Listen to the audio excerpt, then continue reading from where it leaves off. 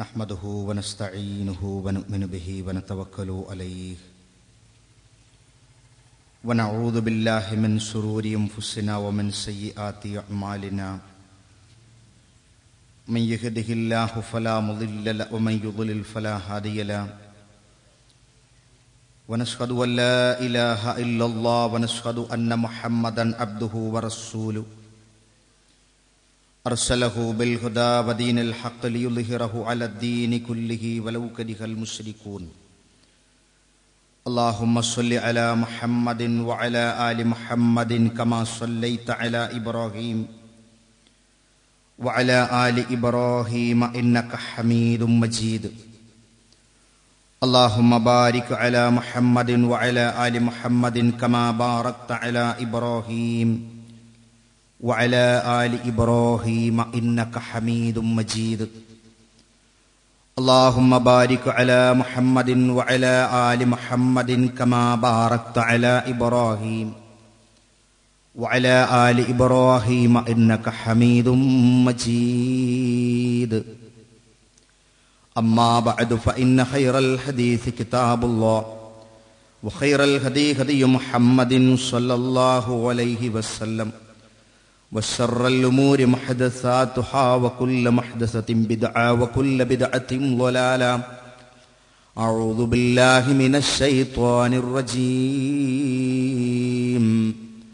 بسم الله الرحمن الرحيم قل هو الله أحد الله الصمد لم يلد ولم يولد ولم يكن له كفوا أحد. ബഹുമാന്യനായ അധ്യക്ഷൻ,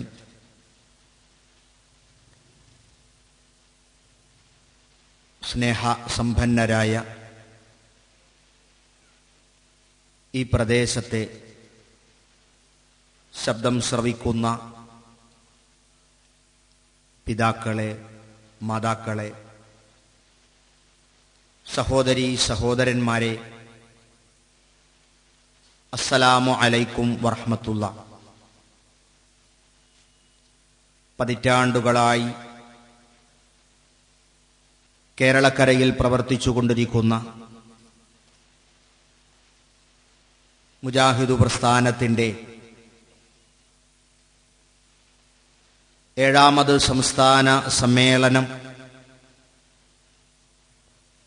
മലപ്പുറം ജില്ലയിലെ ചങ്ങരംകുളത്ത് വെച്ച് ജനുവരി 31, ഫെബ്രുവരി 1, 2, 3 തീയതികളിൽ മാനവമോചനത്തിന് സൃഷ്ടാവിൻ്റെ സന്ദേശം എന്ന പ്രമേയം ഉയർത്തിപ്പിടിച്ചുകൊണ്ട് നടത്തുകയാണ്. ആ പരിപാടിയിലേക്ക് എല്ലാവരെയും ക്ഷണിക്കുക,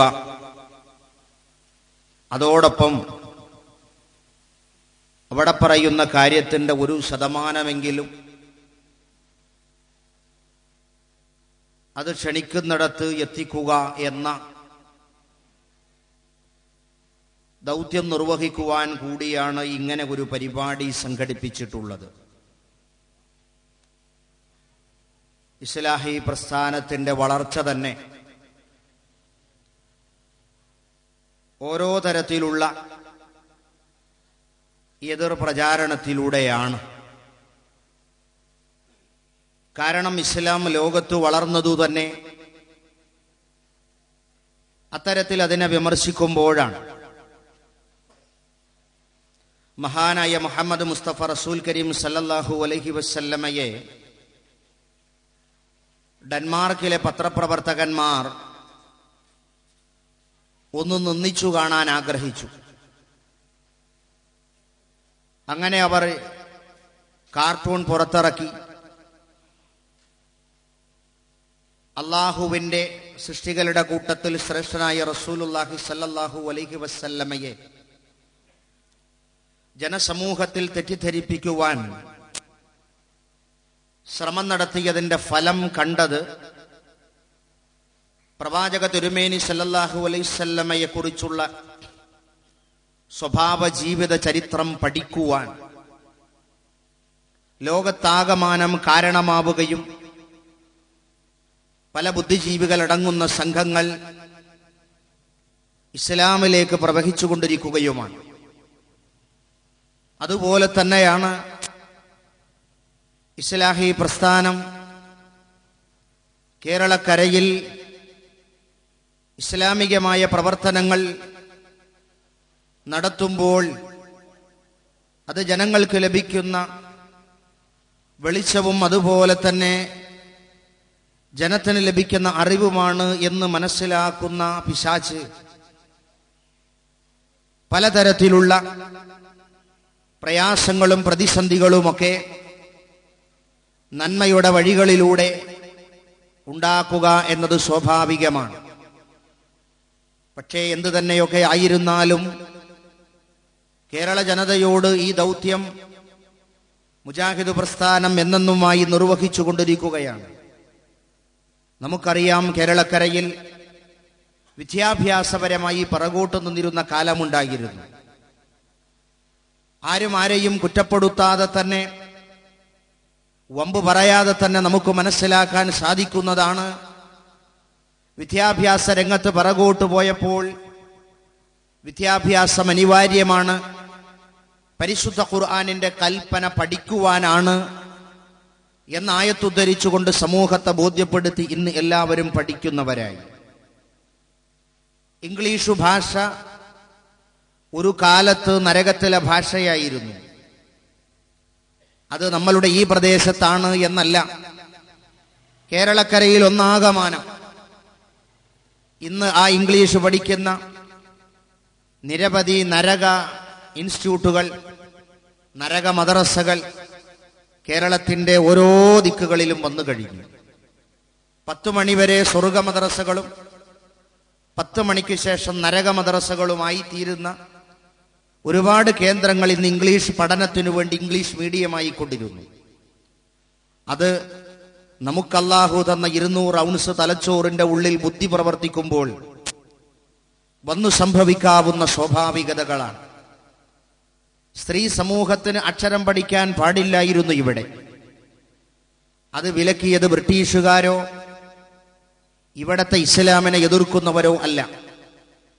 ഇസ്ലാമിനെ അനുകൂലിക്കുകയും ഇസ്ലാമിന്റെ വക്താക്കളാണെന്ന് അവകാശപ്പെടുകയും ചെയ്യുന്ന നമ്മൾ ഉൾക്കൊള്ളുന്ന ഈ സമൂഹത്തെ എങ്ങനെയെങ്കിലും സ്ത്രീ സമൂഹം അടുക്കളയിൽ പാചകത്തിൽ മാത്രം മുഴുകണമെന്ന് ആഗ്രഹിക്കുകയും മാവൂരിലുള്ള രവിക്ക് ഒരു സുലൈഖ കത്തെഴുതി എന്ന ഒരൊറ്റ കാരണം കൊണ്ട് നമ്മളുടെ കോഴിക്കോടിന് സമീപമല്ല വേറെ ഏതോ ഒരു പ്രദേശത്തുള്ള മീൻചന്ത എന്ന് പറയുന്ന ഒരു പ്രദേശത്ത് ഫത്വ ഇറക്കപ്പെടുകയും കേരളത്തിലാകമാനം സ്ത്രീ സമൂഹത്തിന് അക്ഷരം പഠിക്കുന്നത് വിരോധിക്കപ്പെടുകയും ചെയ്തു.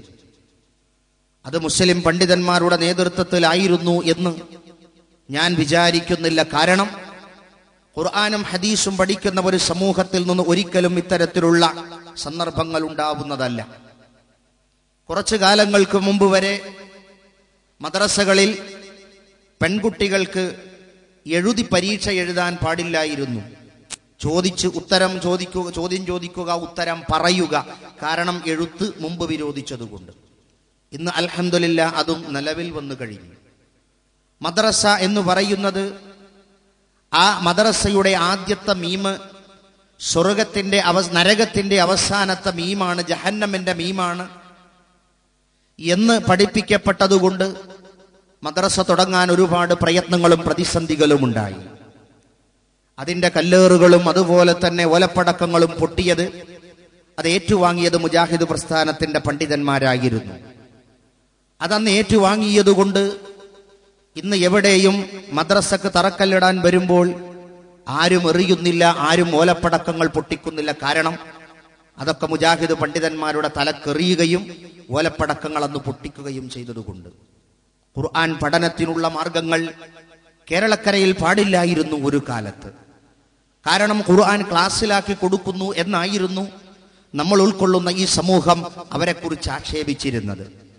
പക്ഷേ അതിനുശേഷം ഒരു 19 കൊല്ലം കഴിഞ്ഞപ്പോൾ ഖുർആൻ ചെമ്പിലാക്കി കൊടുക്കുന്ന ഒരുപാട് സദസ്സുകൾ കേരളക്കരയിൽ ആരംഭിച്ചു കഴിഞ്ഞു. ഇന്ന് കേരളത്തിലെ മൂത്തേടം മുതൽ കാസർഗോഡ് മുതൽ തിരുവനന്തപുരം വരെയുള്ള സ്ഥലങ്ങളിൽ ഖുർആൻ ക്ലാസ് എടുക്കാൻ സൗജന്യമായി ഉള്ള സൗകര്യങ്ങൾ ലഭിക്കുന്നതും ഒരു കുട്ടി പോലും എറിയാത്തത് മുജാഹിദ് പ്രസ്ഥാനം കേരളക്കരയിൽ ഖുർആൻ ക്ലാസ് നടത്തിയതുകൊണ്ടാണ്. കാരണം ഖുർആൻ പഠിക്കണം, അത് നമുക്ക് വെളിച്ചമാണ് എന്ന് മനസ്സിലാക്കിയതുകൊണ്ട്. സ്ത്രീ സമൂഹത്തിന് ആരാധനാലയങ്ങളിൽ സ്വാതന്ത്ര്യം നൽകി എന്നതുകൊണ്ട് പലരും പ്രസ്ഥാനത്തെക്കുറിച്ച് തെറ്റിദ്ധരിച്ചു പോകാറുണ്ട്. പ്രിയപ്പെട്ടവരെ, ആലോചിക്കുക.